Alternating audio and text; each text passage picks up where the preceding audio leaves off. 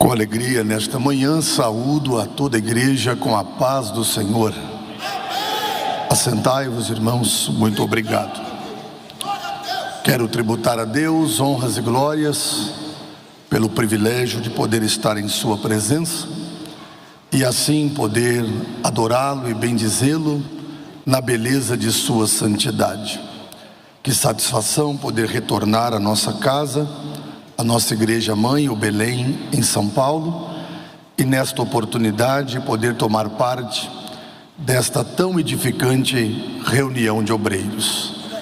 Quero louvar a Deus pela vida de nosso pastor José Wellington Bezerra da Costa. Uma satisfação poder revê-lo. Que Deus continue abençoando e fortalecendo o nosso pastor.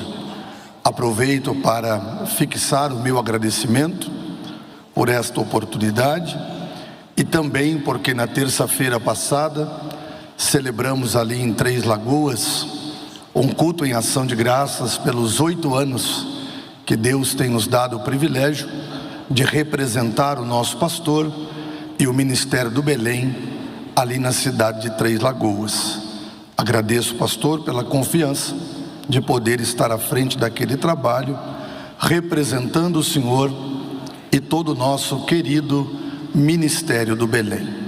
Sem sombra de dúvidas, estamos sendo edificados pelas mensagens que já recebemos. Deus abençoe o pastor Enilson Ereric, pastor José do Prado Veiga, que foram aqui instrumentos de Deus para nossa edificação. Uma alegria rever aqui tantos companheiros. Que Deus abençoe todos os pastores presidentes, pastores setoriais. É sempre muito bom rever os nossos amados companheiros na nossa reunião do Belém. Quero destacar a pessoa do pastor Silas, um amigo que nós temos em grande estima, que Deus tem abençoado muito ali na frente da igreja em Cuiabá, ao lado de sua esposa, irmã Cida, e também rever pastor Percy Fontoura. Deus o abençoe, uma satisfação poder revê-lo. Também pastor Nilson Costa, viemos juntos lá do Mato Grosso do Sul. Deus continue lhe abençoando. Pastor Nilson, que preside a bonita igreja na cidade de Dourados, a histórica igreja, não é? Do Mato Grosso do Sul, na cidade de Dourados. Quero convidá-los que, por favor, abram vossas Bíblias no livro do profeta Isaías, capítulo 45. Vamos evocar a autoridade do texto sagrado, lendo os 2 primeiros versículos. Profeta Isaías, capítulo 45, versículos 1 e 2. Aqueles que encontraram, por favor, manifestem-se dizendo amém. Assim diz o texto: assim diz o Senhor ao seu ungido, a Ciro, a quem tomo pela sua mão direita, para abater as nações diante de sua face. Eu soltarei os lombos dos reis, para abrir diante dele as portas, e as portas não se fecharão. Eu irei adiante de ti, endireitarei os caminhos tortos, quebrarei as portas de bronze e despedaçarei os ferrolhos de ferro. Quando olhamos para o texto ora lido, entendemos um propósito de Deus revelado ao imperador do Império Medo-Persa, a Ciro, a qual Deus o chama nesta oportunidade de meu ungido. Entendemos que não é uma unção ministerial, mas é uma unção para um propósito. E quando Deus tem um propósito, Ele unge pessoas para que esse propósito possa ser efetuado. Para que entendamos o propósito que faz com que Deus chame Ciro de meu ungido, precisaremos voltar alguns anos na história do povo hebreu e entender em qual contexto esse texto estará inserido. Antes de falar do período histórico a qual me referirei, é necessário também que relembremos um pouco a respeito da vida deste tão importante profeta chamado Isaías. O nome Isaías na língua hebraica quer dizer Jeová é a salvação. A Bíblia nos reporta que Isaías era filho de Amós. Exerceu o seu ministério profético por 40 anos, exatamente do ano 740 ao ano 700 a.C. Profetizou durante os reinados de Uzias, Jotão, Acás, Ezequias e Manassés. Diz-nos a Bíblia Sagrada que todos esses reis citados eram reis do reino do sul, cuja as tribos que compunham era Judá e Benjamim. O ministério do profeta Isaías é um ministério glorioso. A Bíblia também nos informa que ele era casado com uma mulher que ele a denomina de a profetisa. E com esta mulher que ele casou-se, Deus lhe deu 2 filhos. E é interessante que entendamos as nomenclaturas dadas a esses rapazes, para que entendamos também a unção derramada para o propósito na vida do imperador medo-persa de Ciro. Os 2 filhos que nascerão do casamento de Isaías com a profetisa, passo a nominá-los segundo a Bíblia. O primeiro é Sear-Jasub. O nome Sear-Jasub na língua hebraica quer dizer: os remanescentes voltarão. O segundo filho de Isaías, o nome na língua hebraica é Maher-Salal-Hasbaz. O nome Maher-Salal-Hasbaz, em sua tradução, quer dizer castigo iminente. O castigo seria iminente, mas os remanescentes iriam voltar. O Deus que estava abrindo a ferida também era o Deus que iria fechar a ferida. A ferida a qual me refiro é o cativeiro babilônico, pois o reino do sul ficaria no período do cativeiro babilônico por permissão de Deus. Haveria um castigo eminente, Mear, Salal, Hasbaz, mas Sear-Jasub se cumpriria, os remanescentes iriam voltar. O cativeiro babilônico acontece exatamente em 3 etapas. Na primeira etapa, serão levados para a Babilônia os nobres, e no meio deles o profeta Daniel. Na segunda leva os oficiais, aqueles que tinham profissões, que ficariam às margens do rio Quebar, e ali Deus usaria o profeta Ezequiel. E na terceira leva os pobres, aonde o instrumento a ser usado seria o profeta Jeremias.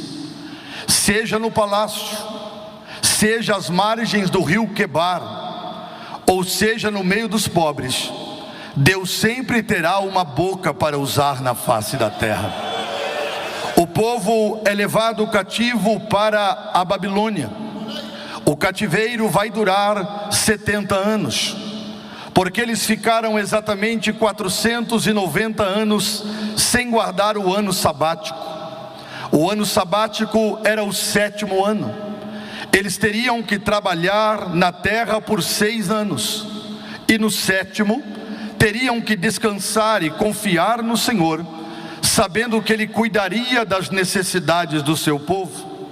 490 anos de desobediência, você divide pelo número 7, que é o número do ano sabático, vai dar exatamente 70 anos de cativeiro babilônico. O cativeiro acontecerá porque Deus suscitará uma nação do norte, e essa expressão é no mínimo gloriosa, porque Deus levantará uma vara disciplinadora, e o nome desta vara é nação babilônica, que tem como imperador Nabucodonosor, que tem como capitão da guarda Nebuzaradã. Deus levantará Nabucodonosor e chamar-lhe-á de meu servo, não meu servo no sentido de servir como nós servimos, mas meu servo no sentido de que todos os reis da terra estão sobre o domínio daquele que está assentado sobre o trono. Disse o mesmo profeta Isaías, no capítulo 40, do versículo 26 a seguir, que as nações e os reis da terra são para Deus como as gotas de água dentro de um balde. Ou seja, cabe afirmar, não existe ninguém grande para aquele que é soberano. Não existe ninguém tão proeminente para aquele que detém todo o poder no céu e na terra. Jeová está assentado num alto e sublime trono, a tudo controla, a todos governa. Ele é quem tem, Ele é quem pode, Ele é quem faz. Ele é quem abre e ninguém fecha, e Ele é quem fecha e ninguém abre. É Ele que conhece estrela por estrela pelo nome e chama cada uma e nenhuma faltar. É Ele que mede as águas dos mares com a concha das mãos, mede a terra a palmos e pesa os montes e os outeiros em balanças. Ele é Jeová El Shaddai, o Deus Todo-Poderoso. Aqueles que concordam que Ele é digno de glória, levante a sua voz para exaltá-lo, porque Ele é merecedor de toda adoração. Vós, ministros seus, que reconhecem o seu poder, vós que servem ao Senhor e entendem que sem Ele nada podemos fazer. O mesmo Isaías disse: para vós que conheceis o nome desse Senhor, não haja silêncio em vós. Eu entendo, senhores, que quem conhece o Deus do santo ministério sempre terá um glória a Deus na boca para dizer, sempre terá um aleluia para falar, independentemente da posição que você alcançou, de tudo que Deus fez na sua vida, foi o Todo-Poderoso que te trouxe. Então a Ele toda a honra, a Ele toda a glória. Quantos reconhecem essa dependência e podem levantar a voz adorando a esse Deus que chamou Nabucodonosor de meu servo? Ele será a vara disciplinadora que Deus usará para disciplinar o seu povo. O cativeiro babilônico acontece. Nebuzaradã chega em Jerusalém com os soldados babilônicos. Os muros são derrubados, os portões são queimados a fogo, o templo é saqueado, o povo é levado cativo. A profecia se cumprirá. Sear já sube, os remanescentes voltarão. A destruição será tamanha, as lágrimas inevitáveis. As harpas serão penduradas nos salgueiros, mas tem tempo para começar e tem tempo para terminar. O Deus que abriu a ferida se encarregará de fechá-la. Os remanescentes voltarão, ainda que o castigo seja iminente. Esse livro tão glorioso é um livro que se divide em duas partes. 39 capítulos na primeira parte e 27 capítulos na segunda parte. O livro do profeta Isaías se divide em 7 sessões de estudos. Obviamente que eu não falarei das 7, porque isso demandaria um tempo maior e quem sabe seria em um estudo. Mas o capítulo que lemos, o capítulo 45, está inserido nesse período 7º da sessão de estudos. O número 7 fala da perfeição de Deus. E do capítulo 40 até o capítulo 66, serão 26 capítulos que Deus tratará da restauração do seu povo. O que foi destruído será reconstruído. O que foi arrancado será plantado. O riso vai dar lugar ao choro. Eles voltarão para casa, porque a profecia precisa se cumprir. O Deus que chamou Nabucodonosor de meu servo, pastor José Wellington, agora chamará Ciro de meu ungido. Como entender a grandiosidade dos propósitos de Deus? Não é unção ministerial, mas é unção para propósito. E quando Deus unge alguém para o propósito, esse propósito será efetuado. Deus não unge cabeça errada e nem revela propósitos aonde ele possa se equivocar. Eu quero afirmar pela inspiração do Espírito que todo o propósito que Deus determinou acontecerá, porque ninguém pode impedir a ação de Deus quando quer cumprir a sua palavra.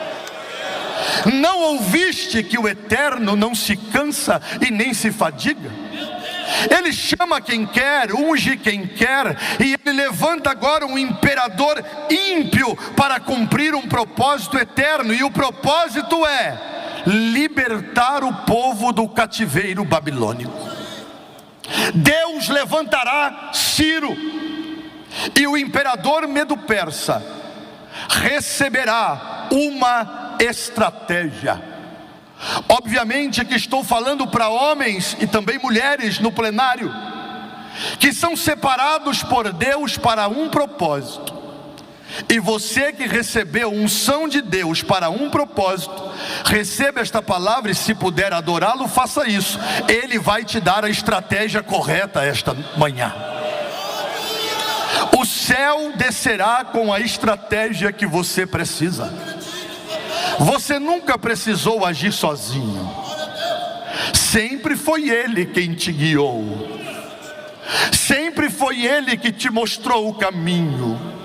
Chegar até onde você chegou, de forma que ninguém conseguiu impedir o que Deus tinha a fazer na sua vida, é porque Ele te deu a estratégia correta. Eu não sei se você pode levantar a voz para adorar depois do que vai ouvir, mas Deus vai fazer de novo, pastor Veiga, e a estratégia vai descer novamente, e Ele vai te mostrar o caminho que deve ser trilhado. Lavandória, sou eu que estou no controle, diz o Senhor. Aquieta a tua alma. O propósito é maior do que você. Você só é o instrumento escolhido para que o propósito aconteça. E o Deus que revelou o propósito está dizendo a você esta noite: esta manhã, eu estou no controle. E se eu estou no controle, tudo vai dar certo. Ainda que não vou fazer isso para que te constranja, mas se você puder, põe um sorriso nesse rosto. Diga para quem está ao seu lado: fica tranquilo, Ele está no controle. O propósito é dele, Ele vai dar a estratégia correta. Ele vai mostrar o caminho, Ele vai mostrar a ação como deve ser. Fique tranquilo. Fique tranquilo. tire a tua voz de choro e, se puder, libere esse grito de vitória que está entalado na sua garganta. Deus vai te dar uma estratégia. Ciro preparará o seu exército, e a estratégia será essa: mudar o curso do rio Eufrates. Muda o curso do rio, faz um lago artificial, e o rio caudaloso e profundo será atravessado pelos soldados do Império Medo-Persa com água pelo peito. Eles atravessam o rio Eufrates, e Babilônia está com os portões abertos, porque estão festejando. Cuidado em época de grandes vitórias para não deixar os portões abertos. A maior prova, o maior desafio de um obreiro não é quando ele está na prova, é quando ele está sendo abençoado, é quando ele está surfando na crista da onda, porque geralmente nesse momento ele corre o risco de se embriagar com o vinho da vinha e deixar os portões abertos. Deus está falando com alguém aqui esta manhã. Eu estou te abençoando, mas fecha os portões. Eu estou te abençoando, mas vigia, porque os inimigos não dormem. Fecha os portões, porque isso pode custar muito caro. Eles entram em Babilônia. Eu estou sentindo graça de Deus aqui esta noite. Atravessam esta manhã, atravessam o rio Eufrates, entram, vencem Babilônia e libertam o povo hebreu. O propósito está cumprido.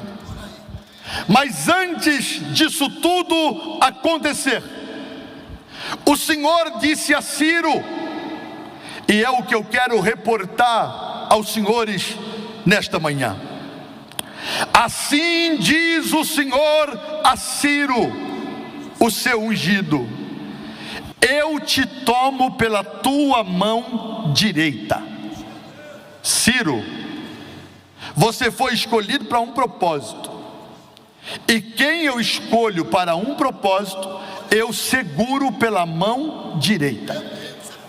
Não é você que segura na minha mão, Ciro, sou eu que seguro na sua mão. Porque se você segurar na minha mão, pode ser que você solte, mas se eu segurar na sua mão, eu não te solto por nada. Suportar tudo o que você tem suportado: os levantes, os vendavais, as mazelas, os percalços, as traições. Alguém olha para você e diz: como é que ele suporta? É porque Deus está segurando você pela mão direita. Segurar na mão fala de sustentar, sustentação. Só para ser didático, levante a mão direita, segure ela levantada 5 segundos. 5, 4, 3, 2, 1. Se alegre, Ele está segurando você pela mão direita. Ele está te sustentando. Ele está renovando as tuas forças espirituais e físicas. Alguém olha e pensa: como é que não para? Como é que suporta? Como é que é renovado a cada manhã? Porque o Todo-Poderoso te sustenta e te segura pela mão direita. Se eu sustento, não vai cair. Se eu sustento, diz o Senhor, tudo vai dar certo. Se eu sustento, nenhum mal te sucederá, nem praga alguma chegará à sua tenda. 1000 cairão ao teu lado, 10.000 à tua direita, mas tu não serás atingido, porque o Senhor está te sustentando. Eu fiquei pensando enquanto Deus me dava esse sermão: o que seria de nós? Quem sabe seria melhor dizer na primeira pessoa, o que seria de mim, se Ele não estivesse me sustentando? Você consegue perceber o tanto que Ele tem sustentado você ao longo da história? Quantas tempestades Ele já não acalmou? Quantas vezes alguém disse não vai dar certo, mas de repente você sai triunfante do outro lado, porque o Deus que te deu o propósito está segurando você pela mão direita. Eu vou liberar a palavra, reaja como você achar melhor. Eu te sustento, diz o Senhor. Te sustentei até aqui e vou continuar te sustentando. Fica tranquilo, caminha debaixo do propósito, porque eu estou te sustentando, diz o Todo-Poderoso. E o interessante, pastor Percy, é que quando Deus quer esconder, ninguém encontra quem Ele esconde. Mas quando Ele quer apresentar, pastor Felipe, ninguém consegue esconder quem Ele quer apresentar. Eu vou repetir isso para ver se você dá aquele grito de glória a Deus gostoso. Quando Deus esconde, ninguém acha. Mas quando Deus resolve apresentar, ninguém esconde, porque é Ele que está segurando Ciro pela mão direita. Quantos reconhecem que Ele tem te sustentado? E se não fosse isso, você já estaria morto, exterminado. Você reconhece essa verdade? Então dá para levantar a voz e dar aquele grito de glória a Deus, aquele grito de aleluia. Ele tem te sustentado. Eu te tomo pela mão direita, Ciro. Mas além de te tomar pela mão direita, eu também te dou direção. Porque se eu te tomo pela mão direita, isso denota que eu te sustento, eu também vou te dar a direção correta para você prosseguir. Eu irei adiante de ti e endireitarei os caminhos tortos. Sabe o que é isso? Direção. Reage como você achar melhor. Mas quando Deus sustenta e dá direção, até o que era para dar errado começa a dar certo. Até maldição Deus transforma em bênção. Alguém olhou e disse não vai dar certo, não vai prosperar, não vai conseguir. Aí Deus vem e diz eu endireito os caminhos tortuosos, eu dou direção e eu faço dar certo. Ele está colocando tudo no lugar na sua vida esta manhã. Vou repetir para ver se você adora com mais empolgação. Ele está colocando tudo no lugar na tua vida esta manhã. Ele te sustenta e Ele te dá direção. Quantas vezes mandai os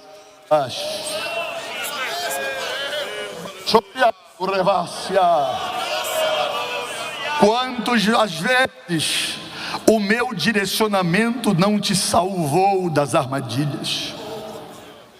Eles chamam pela esquerda, eu tiro você pela direita. Eles armam na direita, eu tiro você pela esquerda.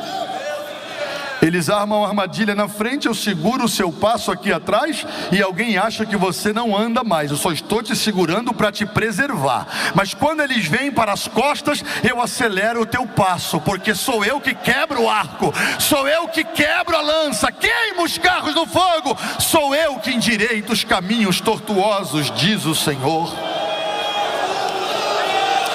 Alguém está recebendo resposta de Deus aqui esta manhã. Eu vou repetir porque estou sentindo graça e você vai adorar, sabendo que o Deus que fala está falando com você. Deus está respondendo a tua oração. Eu estou te dando direção.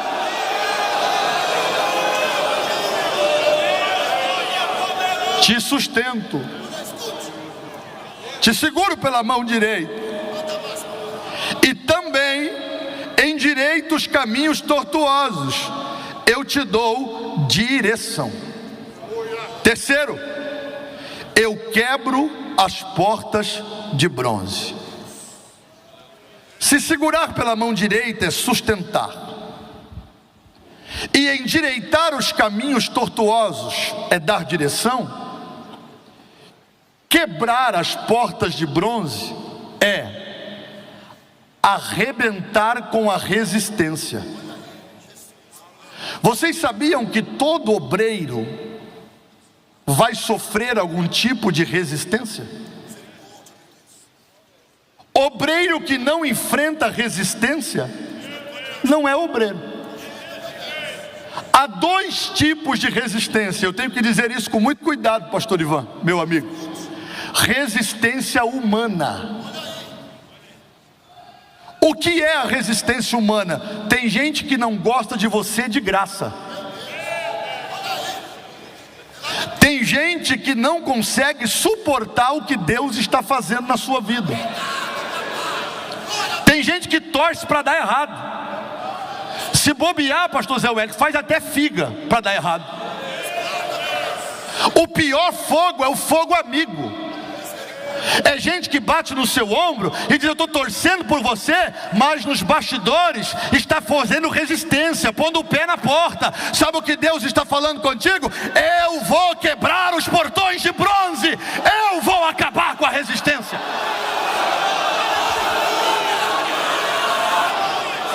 Seria bom,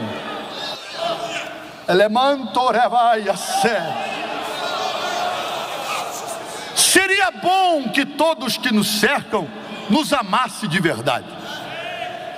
Aquela expressão mais ou menos assim: ô meu amigo, ô meu chefe, rapaz, estou orando por você para dar certo. E alguém com a figuinha assim, ó, atrás das costas: vai dar errado, não vai dar certo. Na sua frente fala bem de você, por trás fala mal de você. Deus está falando com alguém aqui esta manhã: eu te guardo aonde você vê e aonde você não vê. E quando eu arrebento a resistência, eu garanto o sucesso do propósito. Parece coisa de criança, eu sei que alguns não gostam, mas é só para descontrair. Olhe para quem está ao seu lado, só se você quiser, e diz assim: está torcendo por mim ou contra mim?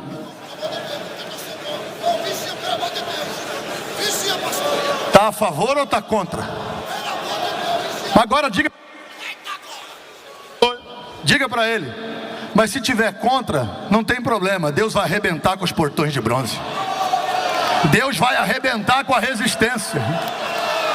Eita, calanória, sé. Deus está falando contigo. Libera esse grito de glória a Deus. Pode adorar, porque eu vou arrebentar com os portões de bronze. Só que não tem resistência só humana, pastor Percy. Também tem resistência diabólica. É verdade que a resistência diabólica às vezes usa a resistência humana, não é? Que tem gente que é usado pelo cão, só para se opor ao propósito que Deus revelou para você.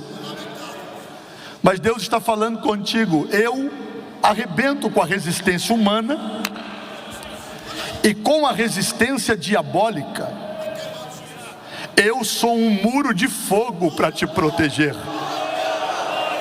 Eu não sei se alguém ainda crê nisso no mundo espiritual, porque eu creio, mas Deus falou ao meu coração enquanto o pastor Veiga ministrava: eu estou esta manhã como um muro de fogo ao redor dos meus obreiros.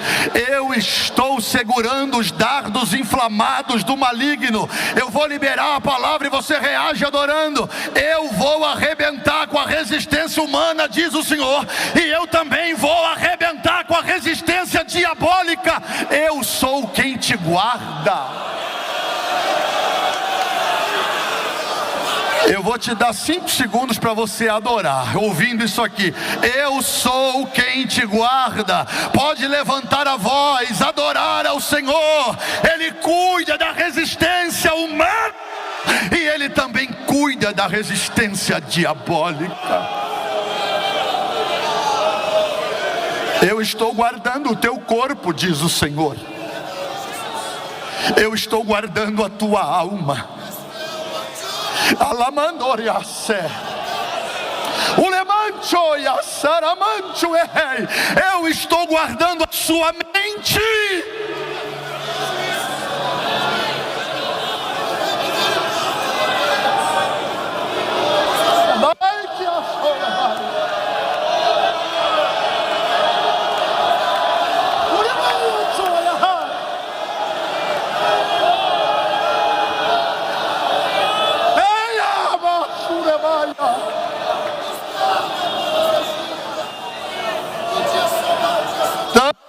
têm sido os ataques,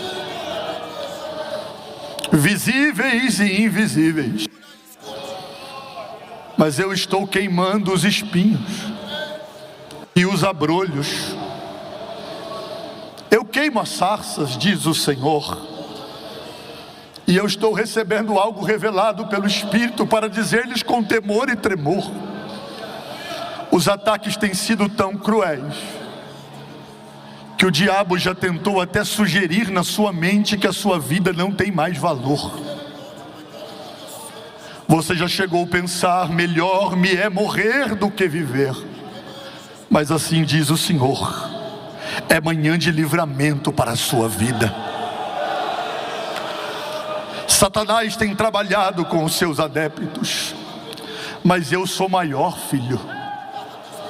Descansa. Abre os olhos e veja o livramento que eu te dou nesta manhã. Tu estás aqui adorando e eu estou trabalhando naquela causa. Eu vou repetir porque estou sentindo graça e o Espírito da profecia se manifesta no sermão. Tu estás aqui adorando e eu estou trabalhando naquela causa. Eu vou quebrar os portões de bronze, seja a resistência humana ou seja a resistência diabólica. Se vocês acreditam no que estão ouvindo, por favor, é necessário, levante as duas mãos aos céus. Se você puder, sem nenhuma emoção, mas com razão, junto com a mão levantar a voz e começar a adorar a Deus, porque diz-me o Espírito Santo, enquanto você está adorando, Deus está te dando livramento. Deus está quebrando os laços que foram armados, as arapucas que foram armadas. Eu vou me calar por alguns segundos, porque há uma guerra no mundo espiritual esta manhã, e o Senhor está dizendo: vai ser como Josafá, você vai vencer adorando. Enquanto você adora, eu derrubo os portões de bronze. Faça isso pelo mover do Espírito. Léria labash. Uremante caios uremai. Adora, porque o livramento está descendo. Estava tudo pronto, mas Deus quebrou o laço. Recebe livramento esta manhã.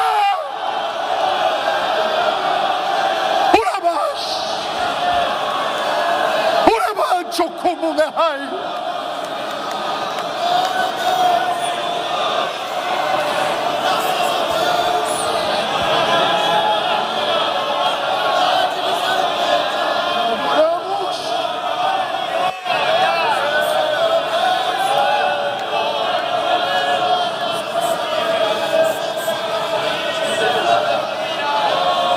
Cuido de ti e cuido dos teus.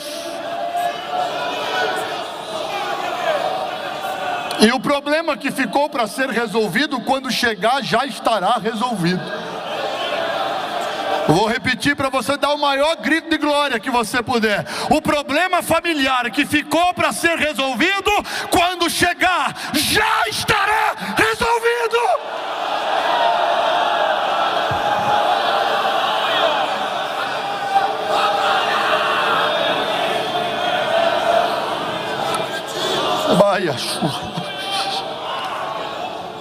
Eu te sustento, Ciro, pela mão direita, te dou sustentação para que cumpras o propósito. Eu também te dou direção, eu endireito os caminhos tortuosos. E eu quebro as portas de bronze, Ciro. Eu arrebento com a resistência, seja ela humana ou diabólica. E por último, Ciro, eu quero encerrar aqui onde li. Eu despedaço os ferrolhos de ferro. Se segurar a mão é sustentar. Se endireitar os caminhos tortuosos é dar direção. Se quebrar os portões de bronze é acabar com a resistência. Despedaçar os ferrolhos de ferro é fazer você transpassar os limites colocados por Satanás. Deus está falando com você. Eu estou habilitando os teus pés para um novo tempo esta manhã. Eu estou habilitando os teus pés como os da corça. Você vai saltar sobre os obstáculos. Vou falar até você reagir. Você vai saltar os obstáculos. Você vai ultrapassar os limites que foram colocados pelo inimigo. Se o limite for o rio Eufrates, a estratégia é mudar o curso do rio para um lago artificial. Seja qual for o limite, Deus está falando com você. Eu estou despedaçando. Você vai mais longe do que pensa que vai. Vou dizer de novo, você vai mais longe do que pensa que vai. Reprime a voz de choro. Chegou o tempo de cantar. Deus está falando com você, nobre companheiro. Pode festejar, porque eu vou te levar além dos limites que foram colocados pelo inimigo.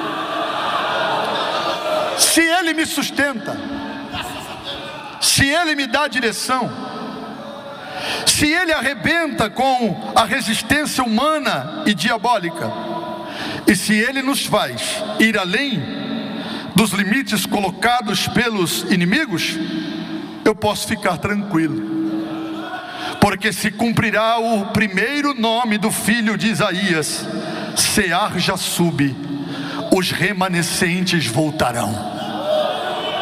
Ainda que teve que se cumprir também o nome do segundo filho, Maer Salal Hasbash, destruição iminente. Assim diz o Senhor por sua palavra, e eu concluo, por sua fidelidade. Aonde outros caíram, você vai permanecer de pé. Aonde outros se sujaram, você permanecerá limpo. Aonde outros sucumbiram à resistência humana ou diabólica, Deus está quebrando com a resistência. E aonde outros foram parados pelos limites colocados pelos inimigos, Deus está falando: eu te levo além dos limites colocados. Que Deus abençoe a todos.